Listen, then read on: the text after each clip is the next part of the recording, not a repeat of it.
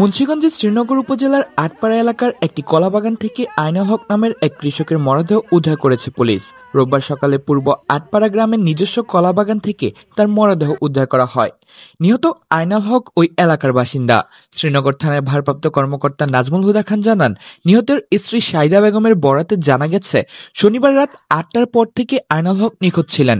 পরিবারের সদস্যরা রাতভর খোঁজাখুঁজি করেও তাকে খুঁজে পাননি।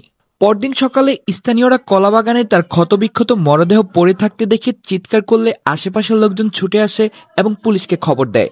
ওসি আরো বলেন, মরদেহের কয়েকটি স্থানে আঘাতের চিহ্ন পাওয়া গেছে, তবে এটি হত্যাকাণ্ড কিনা সে বিষয়ে এখনো নিশ্চিত হওয়া যাচ্ছে না। ময়নাত তদন্তের পর মৃত্যুর সঠিক কারণ জানা যাবে। নিহতের মরদেহ ময়নাত তদন্তের জন্য মুন্সিগঞ্জ জেনারেল হাসপাতালের মর্গে পাঠানো হয়েছে। কামরুল হাসান সাফিন, মুন্সিগঞ্জ টিভি।